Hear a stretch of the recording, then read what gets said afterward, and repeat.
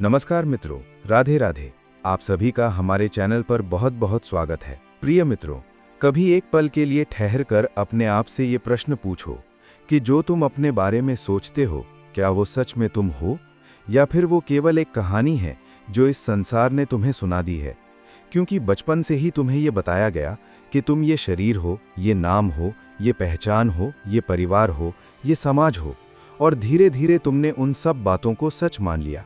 लेकिन क्या कभी तुमने शांत होकर ये देखा कि जो देख रहा है, जो महसूस कर रहा है, जो इस पूरे जीवन को भीतर से अनुभव कर रहा है, वो वास्तव में कौन है? क्योंकि शरीर तो बदलता रहता है।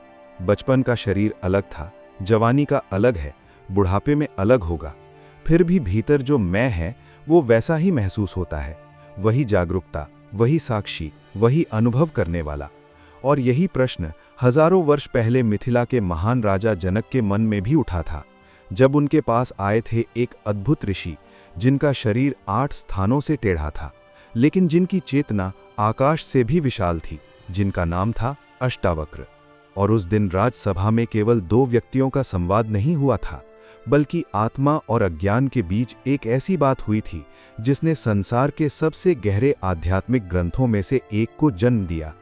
मिथिला की उस विशाल सभा में विद्वान बैठे थे, शास्त्रों की चर्चा चल रही थी, ब्रह्म ज्ञान पर वाद विवाद हो रहे थे। और उसी समय सभा के द्वार पर एक युवक आया, जिसका शरीर देखने में असामान्य था, उसकी चाल भी साधारण नहीं थी। इसलिए जैसे ही कुछ लोगों की नज़र उस पर पड़ी तो वे हंसने लगे, क्योंकि दुनिया अक्सर बाहरी रूप देखकर ही निर्णय कर लेती है। लेकिन उस युवक की आंखों में जो शांति थी, जो निडरता थी, वो किसी साधारण व्यक्ति की नहीं थी। और वो युवक था अष्टावक्र, जिसने सभा में प्रवेश करते ही उन लोगों की ओर देखा और मुस्कुराकर कहा कि मुझे आश्चर्य हो रहा है कि यहाँ इतने विद्वान बैठे हैं, फिर भी वे केवल शरीर देखकर हंस रहे हैं। इसका अर्थ है कि यहाँ ज्ञान नहीं बल्कि अज्ञान का ही वास है। और ये सुनते ही पूरी सभा में सन्नाटा छा गया, क्योंकि किसी ने भी इतनी स्पष्टता से सत्य नहीं कहा था। राजा जनक ने अष्टावक्र को सम्मानपूर्वक आगे बुलाया और कहा कि आपके शब्दों में गहराई है। आप केवल शास्त्र पढ़ने वाले नहीं बल्कि सत्य को जानने वाले प्रतीत होते हैं। इसलिए मुझे बताइए कि मनुष्य को वास्तविक मुक्ति कैसे मिलती है, ज्ञान कैसे प्राप्त होता है और वैराग्य कैसे जन्म लेता है। क्योंकि मेरे पास राज्य है, वैभव है, शक्ति है, लेकिन मेरे भीतर अभी भी एक खोज है, एक प्रश्न है, एक बेचैनी है कि इस जीवन का अंतिम सत्य क्या है।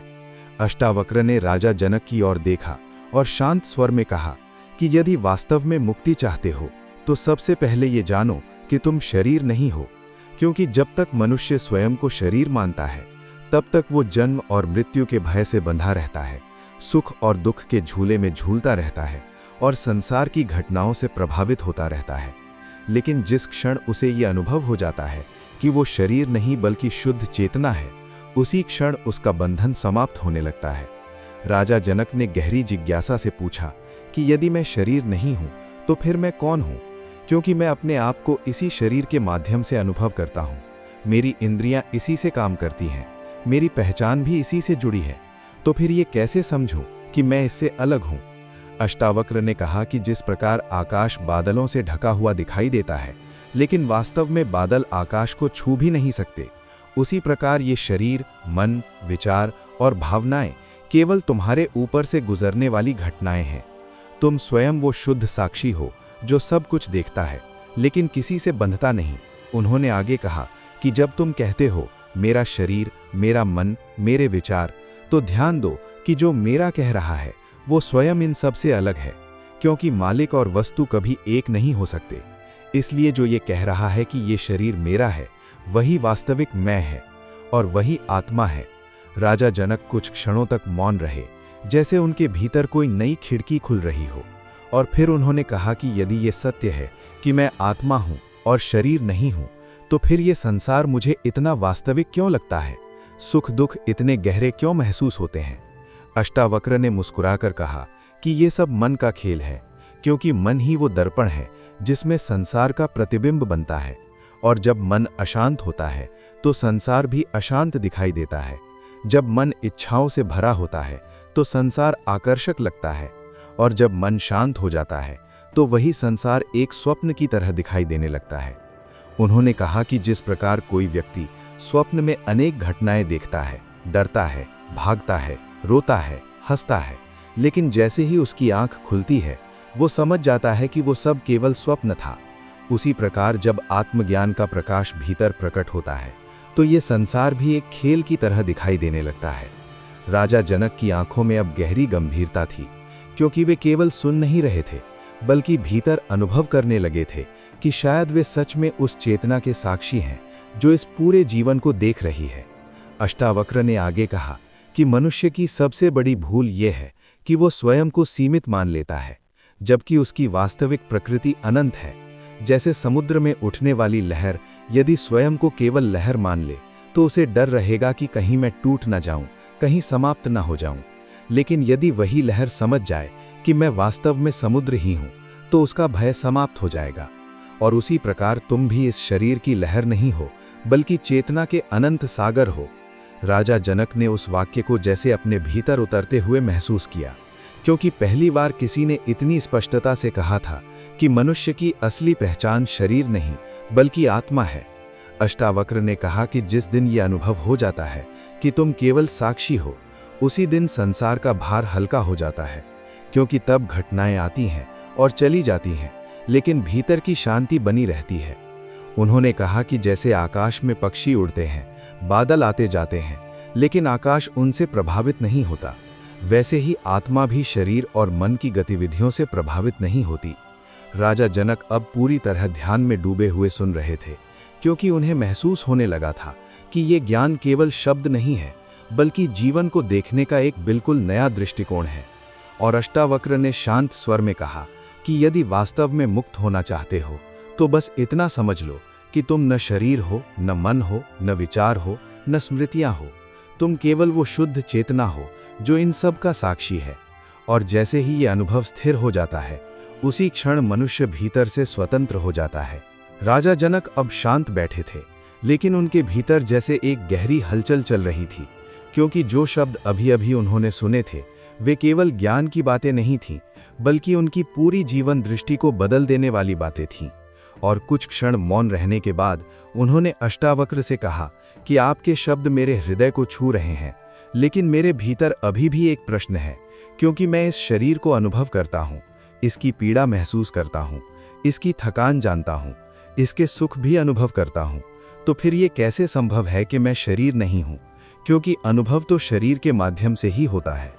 अष्टावक्र ने धीरे से मुस्कुराते हुए कहा कि यही तो अज्ञान का सबसे सूक्ष्म जाल है, क्योंकि अनुभव शरीर के माध्यम से होता हुआ दिखाई देता है, लेकिन अनुभव करने वाला शरीर नहीं है। जैसे कोई व्यक्ति खिड़की के माध्यम से बाहर का दृश्य देखता है तो दृश्य खिड़की से दिखाई देता है, लेकिन देखने वाला खिड़की नहीं होता। उसी प्रकार आत्मा इस शरीर और मन के माध्यम से संसार को देखती है, लेकिन वो स्वयं शरीर या मन नहीं है। उन्होंने कहा कि यदि तुम ध्यान से देखो तो शरीर स्वयं कुछ भी नहीं जानता। जब तुम गहरी नींद में होते हो तब भी शरीर होता है, मन भी होता है, लेकिन तुम्हें कुछ भी अनुभव नहीं होता, क्योंकि उस समय साक्षी चेतना आक्रिय रूप से अनुभव नहीं कर रही होती। इसलिए अनुभव का वास्तविक स्रोत शरीर नहीं बल्कि चेतना है। राजा जनक ने इस बात को सुनकर गहरी सांस ली और कहा कि इसका अर्थ ये हुआ कि जो मैं अभी अपने आप को राजा समझता है, जो अपने राज्य, परिवार और कर्तव्यों से जुड़ा हुआ महसूस करता है, वो सब केवल एक पहचान है, लेकिन मेरी वास्तविक पहचान उससे कहीं अधिक गहरी है। अष्टावक्र ने सिर हिलाते हुए कहा कि बिल्कुल ऐसा ही है, क्योंकि मनुष्य जन्म से ही अनेक पहचानों में उलझ जाता है। वो कहता है मैं राजा हूँ, मैं पिता हूँ, मैं पुत्र हूँ, मैं अमीर हूँ, मैं गरीब हूँ, लेकिन ये सब केवल परिस्थितियों से बनी हुई पहचानें हैं। और इन सब के पीछे जो शुद्ध मैं है वही आत्मा है, वही सच्चा अस्तित्व है। उन्होंने कहा कि जब तक मनुष्य इन तत्कालीन पहचानों को ही अपनी सच्चाई मानता रहता है, तब तक वो बंधन में रहता है, क्योंकि जो भी तत्कालीन है वो कभी भी बदल सकता है, और जो बदल सकता है वो हमेशा भय और असुरक्षा पैदा करता है। राजा जनक ने पूछा कि यदि मनुष्य इन सब पहचानों से मुक्त हो जाए तो फिर वो संसार में कैसे जिएगा, क्योंकि जीवन तो कर्तव्यों और संबंधों से भरा हुआ है। अष्टावक्र ने कहा कि मुक्ति का अर्थ संसार से भाग जाना नहीं है, बल्कि ये जान लेना है कि तुम संसार के बीच में रहते हुए भी उससे बंधे नहीं हो। जैसे कोई अभिनेता मंच पर अनेक भूमिकाएं निभाता है, कभी राजा बनता है, कभी भिखारी बनता है, लेकिन भीतर से वो जानता है कि मैं केवल एक अभिनेता हूँ। उसी प्रकार ज्ञानी व्यक्ति भी जीवन के सभी कार्य करता है, अपने कर्तव्य निभाता है, लेकिन भीतर से वो जानता है कि उसकी वास्तविकता इन भूमिकाओं से परे है। राजा जनक के चेहरे पर अब एक नई चमक थी, क्योंकि उन्हें लगने लगा था कि शायद ये संभव है कि मनुष्य संसार में रहते हुए भी भीतर से स्वतंत्र हो सकता है। अष्टावक्र ने आगे कहा कि जब तक मनुष्य अपने आप को शरीर मानता है, तब तक वो हर घटना को व्यक्तिगत रूप से लेता है।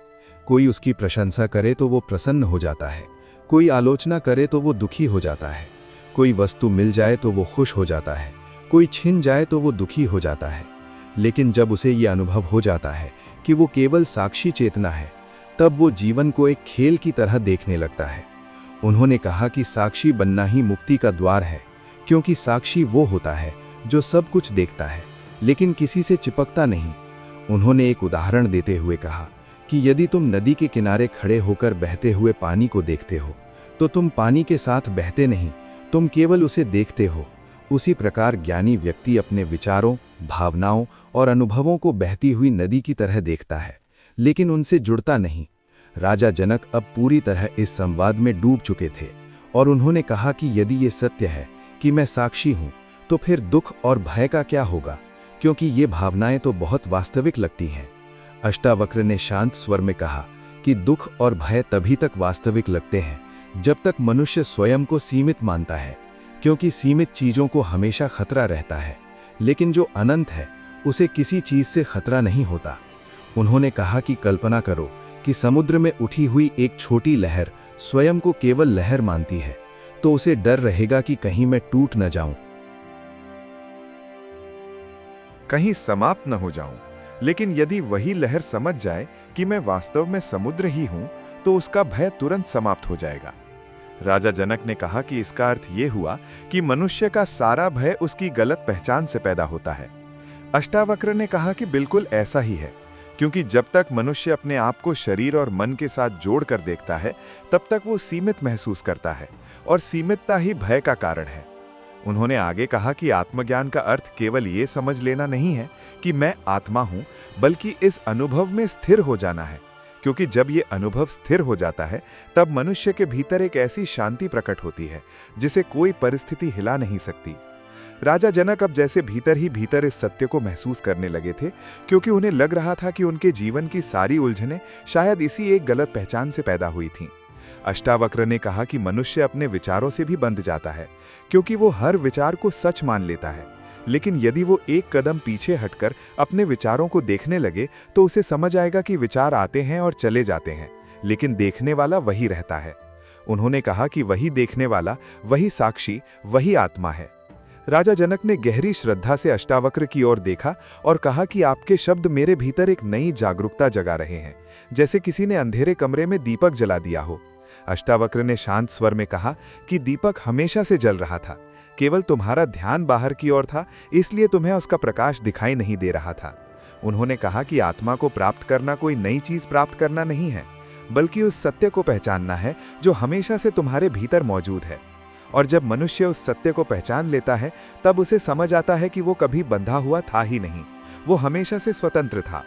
राजा जनक के हृदय में अब एक अद्भुत शांति उतरने लगी थी, क्योंकि उन्हें पहली बार महसूस हो रहा था कि शायद जीवन का सबसे बड़ा रहस्य यही है कि मनुष्य स्वयं को गलत तरीके से पहचानता है। और अष्टावक्र ने धीरे से कहा कि जिस दिन तुम पूरी तरह समझ जाओगे कि तुम शरीर नहीं बल्कि चेतना हो, उसी दिन तुम्हारे लिए जीवन का हर क्षण एक उत्सव बन जाएगा, क्योंकि तब तुम्हें किसी चीज को पकड़ने की आवश्यकता नहीं होगी और किसी चीज को खोने का भय भी नहीं रहेगा। और जब अष्टावक्र के ये शब्द राजसभा में गूंजे कि मनुष्य वास्तव में शरीर नहीं बल्कि शुद्ध चेतना है, तब राजा जनक कुछ क्षणों के लिए मौन हो गए, क्योंकि पहली बार किसी ने उनके सामने जीवन का इतना सरल लेकिन इतना गहरा सत्य रख दिया था कि जिस शरीर को वे अब तक अपनी पहचान समझते आए थे, वो केवल एक माध्यम है, एक वस्त्र है, जबकि उनके भीतर जो मैं है वो उससे कहीं अधिक विशाल है। और उसी क्षण उनके भीतर एक नई जिज्ञासा जन्म लेने लगी कि यदि मैं सच में शरीर नहीं हूँ, यदि मैं केवल साक्षी चेतना हूँ, तो फिर ये संसार क्या है, ये मन क्या है, और इस जीवन का वास्तविक रहस्य क्या है। और इन्हीं प्रश्नों के साथ राजा जनक अष्टावक्र की ओर देखने लगे, क्योंकि अब उनकी यात्रा केवल सुनने की नहीं बल्कि सत्य को जानने की यात्रा बन चुकी थी। और यही वो क्षण था जहां से आत्मज्ञान की वो गहराई शुरू हुई जिसने आगे चलकर अष्टावक्र गीता को जन्म दिया। मित्रों, अगर ये वीडियो आपको अच्छा लगा हो तो लाइक करें, चैनल को सब्सक्राइब करें और इस आध्यात्मिक यात्रा में हमारे साथ जुड़े रहें। धन्यवाद। नमस्कार। राधे राधे।